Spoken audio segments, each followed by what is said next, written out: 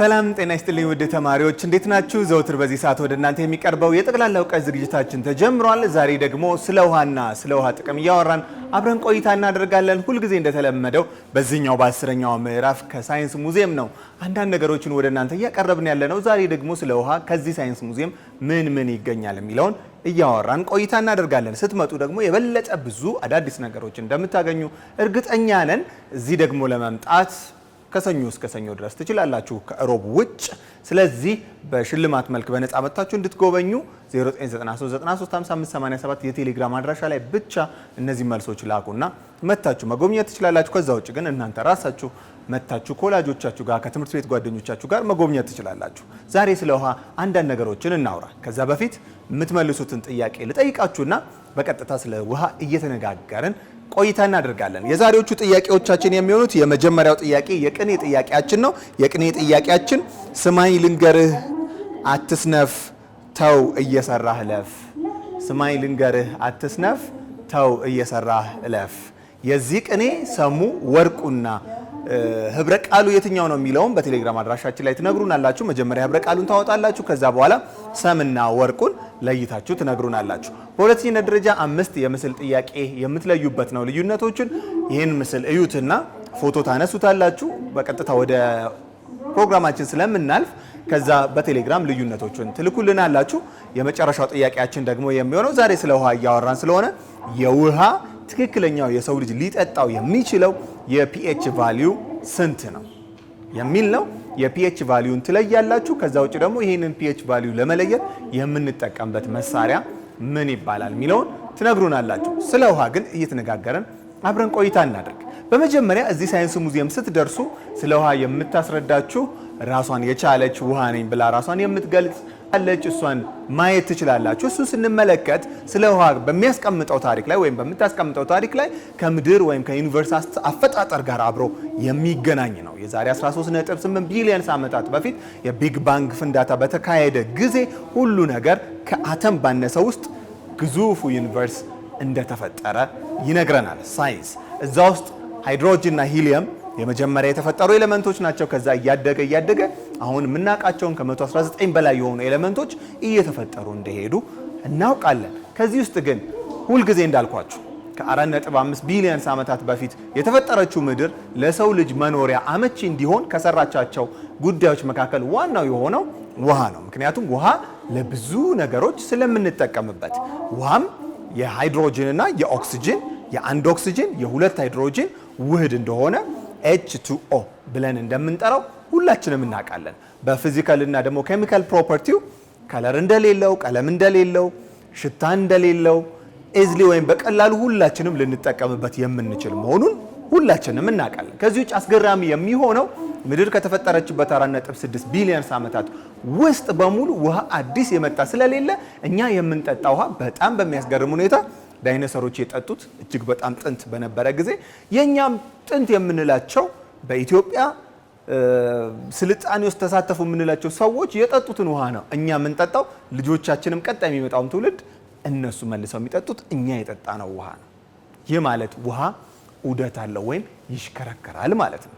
ስለዚህ የውሃ ዑደትን እንዴት ልናቅ እንችላለን? ወይም ምን አይነት እንቅስቃሴዎች አሉት? በዚህ በጀርባዬ የምታዩት አንድ ውሃ ከመጀመሪያ እስከ መጨረሻ እየተሽከረከረ እንደሚቀጥል ነው።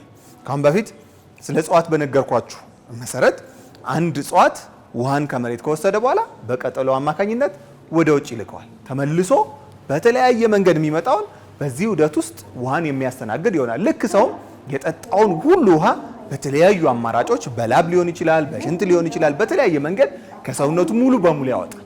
ስለዚህ ዲሃይድሬሽን ወይም ውሃ ከውስጡ ተወገደ እንላለን። ልክ ያ ውሃ ሲወገድ ቀጥታ ምን ያስፈልጋል? ተጨማሪ ውሃ ወደ ሰውነት ውስጥ ማስገባት ይኖርበታል። ዛሬ ግን በጣም በቀላሉ እነዚህ በዝናብ መልክ የምንቀበላቸው ውሃዎች ወይም ደግሞ የውሃ አካላት ዎች አይባልም ለውሃ ካውንተብል ስላልሆነ፣ ግን ይህን ውሃ በምን አይነት መንገድ ይህን ዑደት ያከናውናል የሚለውን እዚህ ሳይንስ ሙዚየም ስትመጡ እንዴት ታዩታላችሁ የሚለውን ለጥቂት አብረን እያወራን ቆይታ እናድርግ። የምንመለከተው እንደዚህ አይነት ሞኒተሮች ወይም ኮምፒውተሮች የተለያዩ ስፍራዎች አሉ። እዚህም ስለ ውሃ ያሉ ማስረጃዎች የምንወስድበት ቦታ ላይ እነዚህን ኮምፒውተር እናገኛለን። የሚያስረዱ ሰዎች ምን እንዳለ ይነግሩናል። እናንተ ግን ተረድታችሁም ጥያቄም እየተጠያየቃችሁ አብራችሁ ቆይታ ማድረግ የምትችሉበት ነው። ለምሳሌ ላስጀምረው። የምንማርበት ሴክተር አለ፣ ደግሞ የምንጫወትበት ክፍሎች አሉ። የመጀመሪያው የምንማርበትን ክፍል ስናይ ስለ ውሃ ዑደት ወይም ደግሞ አሁን የነገርኳችሁ ውሃ ይሽከረከራል ያልኳችሁ እያንዳንዱ ክፍል ምን ምን ነገሮችን ያካተተ ነው የሚለውን በእያንዳንዱ ቦታ ላይ እንመለከታለን። የመጀመሪያው ኢቫፖሬሽን ነው። ኢቫፖሬሽን ያልኳችሁ ትነት ብለን የጠራ ነው። ውሃ ከመሬት አካል ወደ ላይ ወይም ደግሞ ከላያችን በላብ አማካኝነት ሲሞቀን የሚመጣው ውሃ በትነት ወደ ሰማይ የሚሄድበት ያ ማለት የወተር ሞሌኪዩል H2O ብለን የጻፍ ነው በሶስት ስቴት እንደሚገኝ ስለምናውቅ በፈሳሽ በጠጣርና በጋዝ እነዚህ ሶስቱ ስቴቶች ደግሞ የሚለዩት በዴንሲቲያቸው እምቅ ብሎ በመቀመጥ ስለዚህ የመጀመሪያው ዋን ብለን የምናየው ውሃን ነው በሊኩዊድ ወይም ደግሞ በፈሳሽ የምናገኘው ነው ከአንድ በታች ደግሞ አይስ በሚገርም ሁኔታ ዴንሲቲው በረዶ ከውሃ ያነሰ ነው ከዛ ደግሞ ቫፐር የምንለው ወይም ደግሞ በትነት የምናገኘው ከውሃ መልሶ ያነሰ በሊኩዊድ ፎርም የምናገኘው ስለዚህ ኢቫፖሬት ሲያደርግ ከመሬት አካል በቀጥታ ወደ ሰማይ የሚተንበት ወይም የሚሄድበት ሆኖ እናገኘዋለን። ይሄን እዚህ መታችሁ ልትማሩት የምትችሉት ነው። በሁለተኛ ደረጃ ደግሞ የምናገኘው ትራንስፖርቴሽን ነው። ትራንስፖርቴሽንን ሲነግረን ምንድነው የሚለን?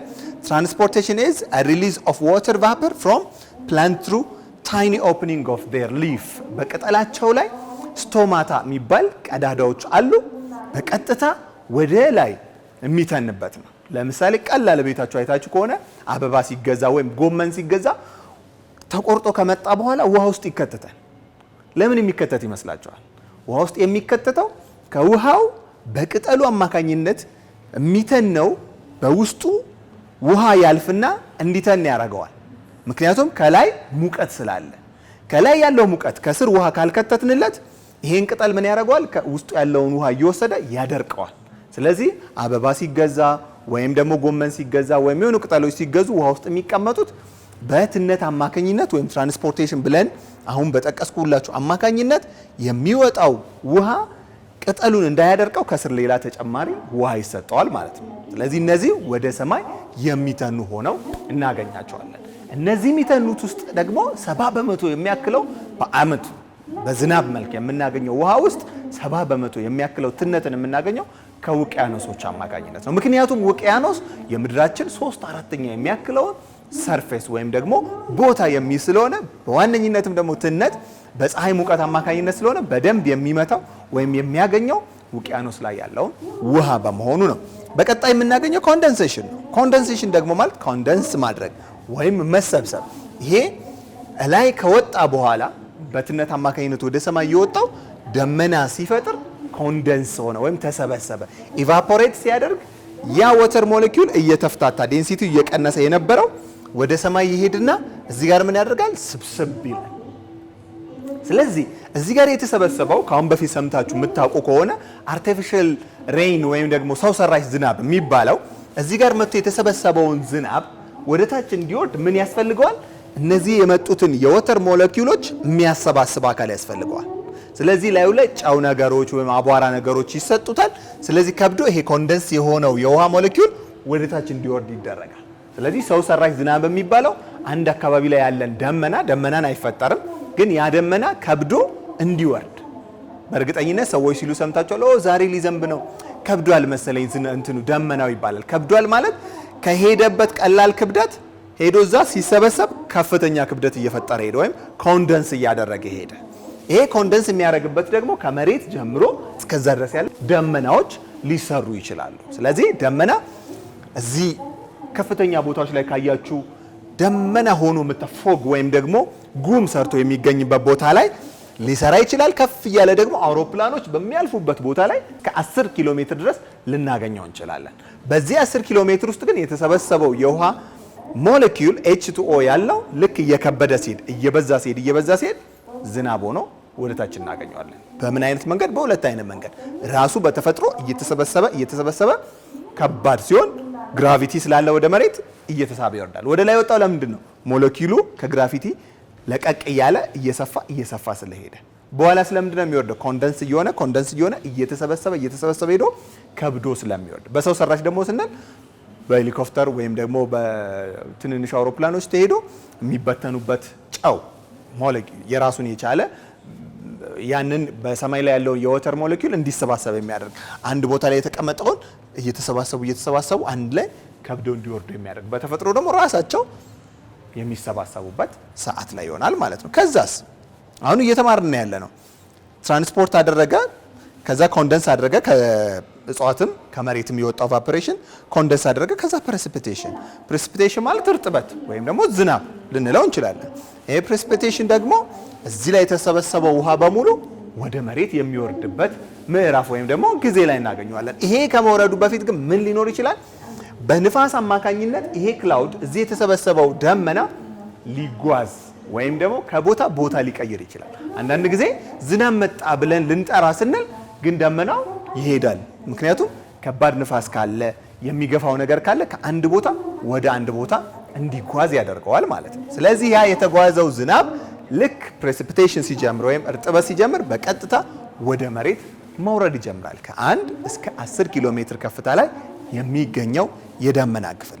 የመጨረሻውስ ይሄ ወረደ ብለን ያልነው ዝናብ በቀጥታ የሚሰበሰብበት ስፍራዎች አሉ ወይም የወረደበት ቦታ። ምክንያቱም ሳይክል አይደለም የሚያደርገው። ይሄን ፉል ሳይክል ለመጨረስ ተመልሶ ቫፐር ሊያደርግበት በሚችለው ቦታ ላይ ወይም ደግሞ ለተለያየ ጥቅም ልንጠቀምበት የምንችላቸው ቦታ ላይ መልሶ የሚወርድበት አማካኝነት በቀላሉ ልናይ እንችላለን። በይበልጥ ለምንድን ነው ዝናብ ሲያልቅ ቀስተ ደመና የምናየው? ምክንያቱም የዝናብ ወቅት ስለሆነ ልክ ውሃው ሲወርድ፣ ውሃ በባህሪው በውስጡ ብርሃን የማሳለፍ አቅም አለው። ቅድም ያልኳችሁ ከመሬት የሚተነው የውሃ አካል እላይ ሲሄድ በጣም ወፍራምና ብርሃን የማያሳልፍ ነው የሚሆነው ወይም ደግሞ መሬት ላይ ላለ ሰው ጥላ የሚሆን። ግን ዝናብ ሲዘንብ ውስጡ ያለው የውሃ ሞለኪውል H2O ያልኳችሁ የኮንደንስ የሆነው አካል እየቀነሰ ይሄዳል። ስለዚህ ምን ይሆናል? እየሳሳ ይሄድና በተቃራኒ በኩል ያለችው ፀሐይ ብርሃኗ በዚህ ደመና ውስጥ ማለፍ ይጀምራል። በጣም ሲጠቁር ሊዘንብ ነው ማለት ነው። በጣም ጠንካራ ነው ወይም ደመናው ብዙ ማስ ኦፍ ሞለኪውል ኦፍ ዋተር ይዟል ወይም ውሃ ይዟል። ከዘነበ በኋላ ግን ውስጡ ምን አለ? ሳስቷል። ስለዚህ ብርሃን ልክ እንደ ግላስ እንደ መስታወት በውስጡ ያልፋል ማለት ነው።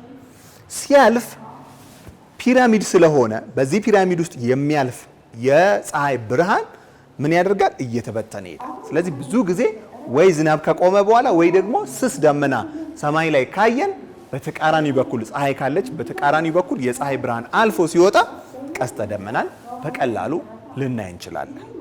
ስለዚህ በዚህ ወተር ሳይክል ውስጥ እነዚህን ከተማርን በኋላ እዚህ ሳይንስ ሙዚየም መተን እነዚህ ያሉትን ነገሮች በቀላሉ ያጠናነውና ያነበብነውን ምን ነገሮች አሉት የሚለውን በጥያቄ ደግሞ አብረን እየተጠያየቅን አብረን ቆይታ የምናደርግባቸው በጣም ብዙ ስክሪኖች አሉ። ስለዚህ እውቀት የምትፈልጉ ማንበብ፣ ጥያቄና መልሶችን የምትወዱ ህፃናትና ታዳጊዎች በተለይም የዚህ ፕሮግራም ተከታታዮች እየመጣችሁ እነዚህን ጥያቄዎች እየተጠያየቃችሁ አብራችሁ ቆይታ ማድረግ ትችላላችሁ። ጥያቄዎችን ላስታውሳችሁና ዛሬ እያወራን ስላለ ነው ስለ ውሃ ምን ጥቅሞች አሉት የሚሉትን በአጭሩ ነግሬያችሁ የዛሬን እናበቃለን። በቀጥታ ወደ ጥያቄዎቹ ልሂድ።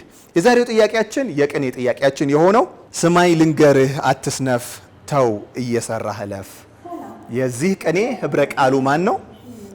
ህብረ ቃሉን ካወቅን በኋላ ሰምና ወርቁን እንለያለን። ሁለተኛ ላይ ደግሞ የምናገኘው 5 ልዩነቶችን ከዚህ ምስል ላይ ታዩና እነዚህ 5 ልዩነቶችን በቴሌግራም አድራሻችን ትልኩልናላችሁ።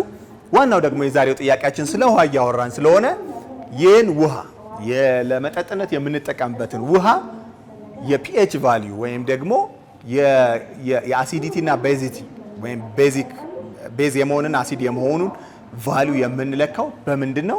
ራስ ውሃስ ከስንት እስከ ስንት ቫልዩ ሊኖረው ይገባል ለመጠጥነት የምንጠቀመው የሚለውን በዋነኝነት ትነግሩኛላችሁ። እስቲ አንዳንድ ጨዋታዎችን ለመጫወት እንሞክር፣ ጌሞች ስላሉት።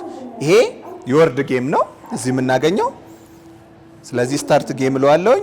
እዚህ ጋር የተጻፉ ጽሁፎች አሉ። ለምሳሌ ኢቫፖሬሽን፣ ትራንስፖርቴሽን፣ ፕሬሲፒቴሽን፣ ኮንደንሴሽን፣ ኮሌክሽን ብለን ቅድም ያወራ ናቸው። ዝናብ ከመሬት ተነስቶ እስከ መጨረሻ ያለውን እዚህ ጋር ባሉ የፊደል ጌሞች መታችሁ ልትጫወቱ ትችላላችሁ በቀላሉ።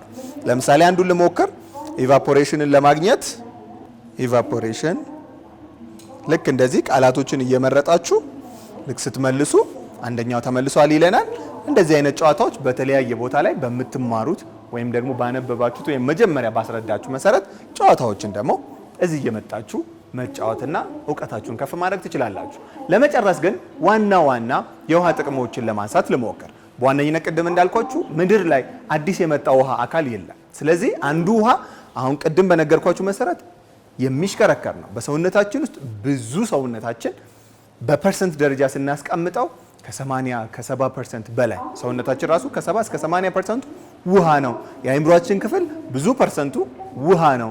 ልክ እንደዛ ሰውነታችን ውስጥ ሁሉ ያለ ውሃ የምንጠጣት እያንዳንዱ ውሃ ከሰውነታችን ውስጥ ወጥቶ አዲስን ውሃ ወደ ውስጣችን ማስገባት ይኖርብናል። ሰውነታችንን ለማጽዳት፣ ሙቀታችንን ለመቆጣጠር፣ ብዙ ነገሮችን ለማስተካከል ውሃን መጠቀም ይኖርብናል። ከዚህ ውጭስ ለምን አገልግሎት እንጠቀመዋለን? የመጀመሪያው ለግብርና ነው።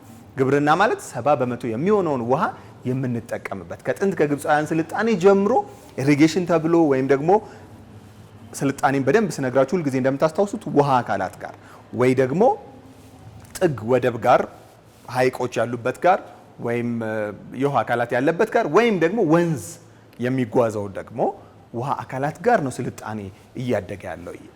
የሬፍት ቫሊን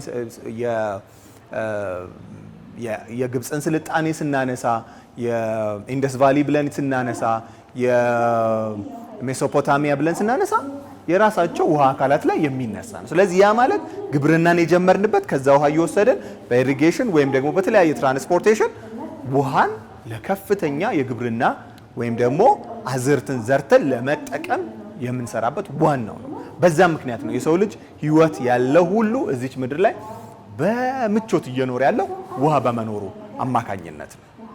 ምክንያቱም የከባቢ አየርን ሙቀት የሚቆጣጠርልን እሱ በመሆኑ። በሁለተኝነት ደረጃ ደግሞ ለኢንዱስትሪዎች ኢንዱስትሪ ላይ ስናነሳ ካሁን በፊት እንደነገርኳችሁ የአባይ ግድብን ማንሳት እንችላለን። በይበልጥ ኢነርጂን ለመስራት የምንጠቀመው ውሃን ነው።